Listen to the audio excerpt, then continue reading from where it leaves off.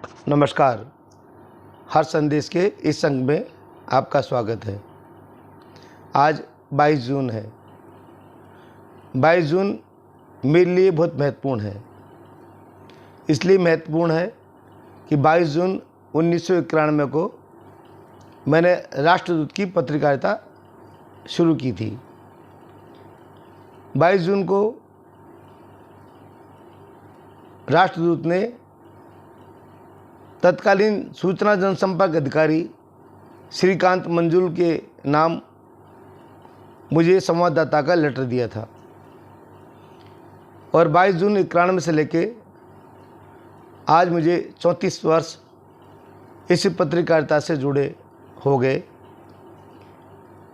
नई पीढ़ी के लिए ये बताना चाह रहा था कि उस समय पत्रकारिता का क्या दौर था, कैसे पत्रकारिता होती थी, कौन कौन सी समस्याएं थी और क्या इम्प्रेशन था, क्या सुविधाएं थी। इन सब को लेकर मैं आज चर्चा करना चाह रहा हूं। जब 1991 में 22 जून को राष्ट्रदूत का मुझे लेटर मिला संवाददाता के रूप में, उससे पहले राष्ट्रदूत के मालिक दोस्त आए थे।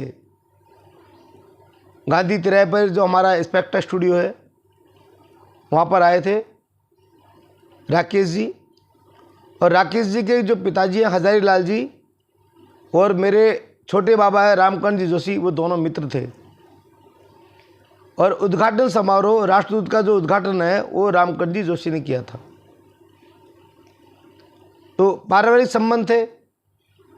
वो आए, 2 साल रुके, उन्होंने चर्चा की। भाई मेरे बड़े भाई साहब हैं अजय जी जोशी जिनका सरोगास हो गया, उनसे कहा भाई ये कौन है।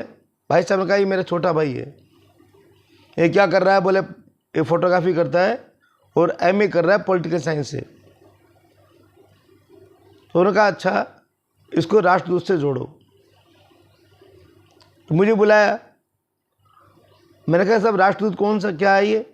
बोले अखबार है। उस समय नरेंद्र तिवारी जो एडवोकेट है वो राष्ट्रदूत के संवाददाता थे। तो उन्होंने कहा कि नरेंद्र तिवारी आपके क्या लगते हैं?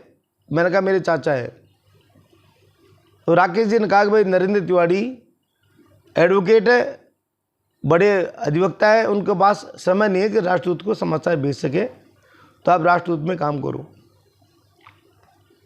मैंने कहा उससे क्या होगा? मैंने तो कभी राष्ट्रदूत अखबार देखा ही नहीं।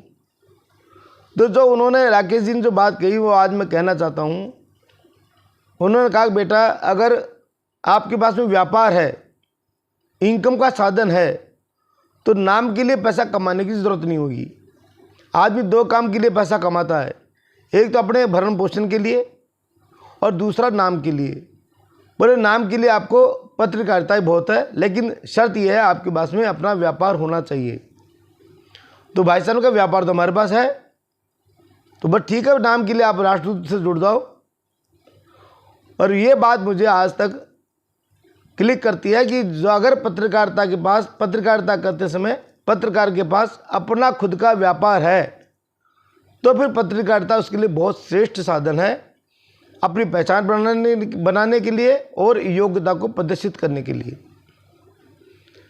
उसके 15 दिन बाद 22 जून को मेरे पास लेटर आ गया। मैंने श्रीकांत मंजुल जो समय दौसा जिले के प्रथम सूचना जनसंपर्क अधिकारी थे, उनके जाकर मैंने उनको लेटर दिया।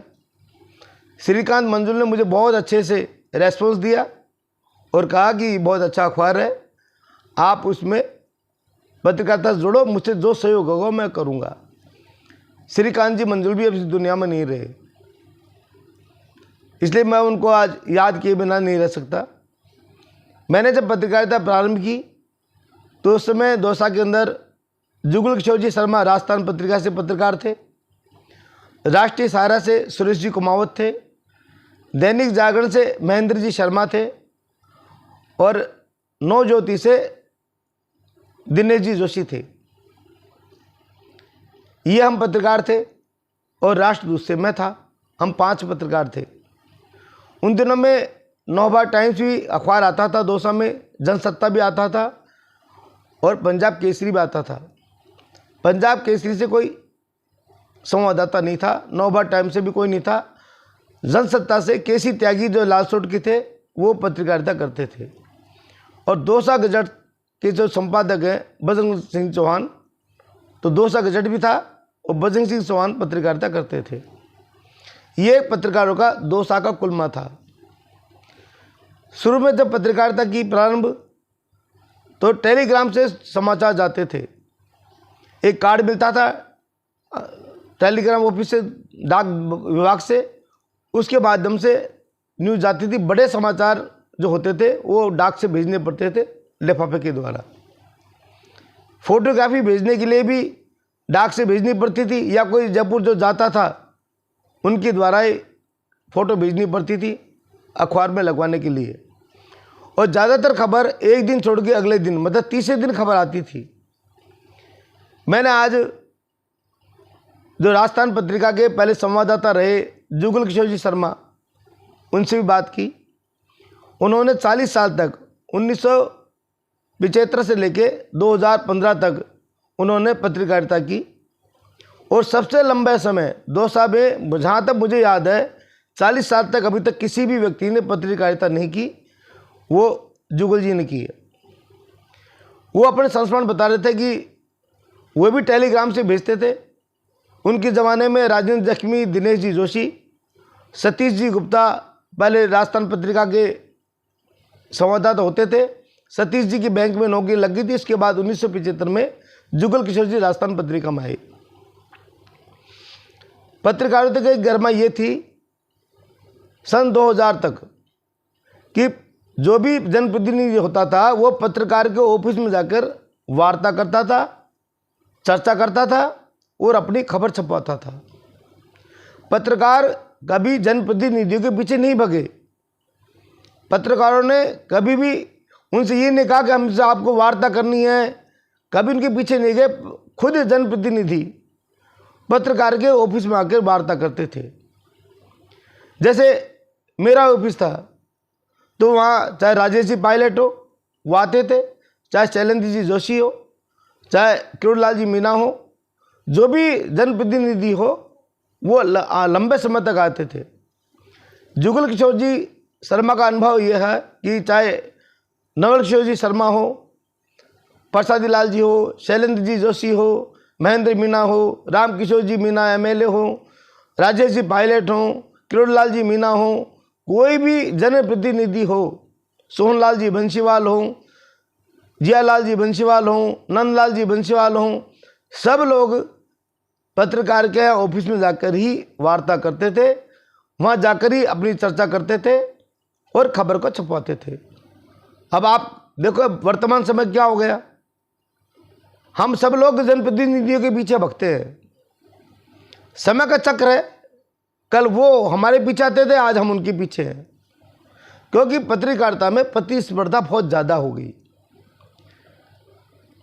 जुगल जी का कहना यह है कि विज्ञापन के लिए कोई कहानी जाता था किसी से भी, और तीये की बैठक फ्री में छपती थी। जब भास्कर आया, भास्कर आने के बाद में पत्रकारिता में कंपटीशन हुआ, प्रतिस्पर्धा हुई और हर चीज़ का पैसा लगने लग गया। अब तीये की बैठक भी फ्री नहीं छपती। मेरी पत्रकारिता में आने के बाद में संतोष तिवारी जी भी पत्रकारिता में आए 92 या 93 में। ये महेंद्र जी मंगल आए, विनोद पारासर भी बहुत बाद में आए। बाद में बहुत बड़ी खेप है। भास्कर में सबसे पहले राजेंद्र जख्मी ब्यूरो चीफ बने भास्कर के, उसके बाद में बदलते चले गए। टेलीग्राम से जब समाचार भेजते थे 1991 से लेके 1995 तक, 95 के अंदर राष्ट्रदूत ने 3 दिन का कंप्यूटर ट्रेनिंग सेंटर रखा अजमेर में। मैं वहाँ 3 दिन तक अजमेर रहा 1995 में, और 3 दिन में हमें कंप्यूटर चलाना सिखाया। 2 साल में सबसे पहले पत्रकारों को कंप्यूटर अगर किसी ने दिया तो राष्ट्रदूत ने मुझे दिया। लेकिन पूरा ट्रेंड नहीं था। फिर मैंने वहाँ फोटो स्टेट वो फैक्स लगाया क्योंकि मेरे पास STD थी। फैक्स के माध्यम से समाचार भेजना प्रारंभ हुआ। किसी को बुलाकर समाचार भेजता था कंप्यूटर से कि मुझे पूरा आता नहीं था, लेकिन मुझे वो सूट भी नहीं किया और मैंने तो फैक्स के माध्यम से समाचार भेजना प्रारंभ रखा। खुद का STD था, इसलिए मैंने कभी चार्ज की परवाह भी नहीं की। उस समय जब कई लोग जो पत्रकारिता में आए, जैसे संतोष जी तिवारी आए, पहले उन्होंने दौसा गजट में किया, फिर नवज्योति में आ गए, लंबे समय तक नवज्योति में रहे। राजेंद्र जी जैमन आए तो पहले वो दौसा गजट में थे, बाद में वो भास्कर में आए। तो जो भी पत्रकार मेरे पास आया, मैंने कभी भी उनसे फैक्स का चार्ज नहीं लिया। सहयोग ये होता था कि भाई एक साथी और बढ़ रहा आगे, तो हमें पहले सहयोग की भावना बहुत ज़्यादा थी। हमने जिला पत्रकार संघ का गठन किया। करीब पूरे जिले के अंदर 25 पत्रकार थे और जिला संगठन का जो बनाया उसको मुझे जिलाध्यक्ष बनाया।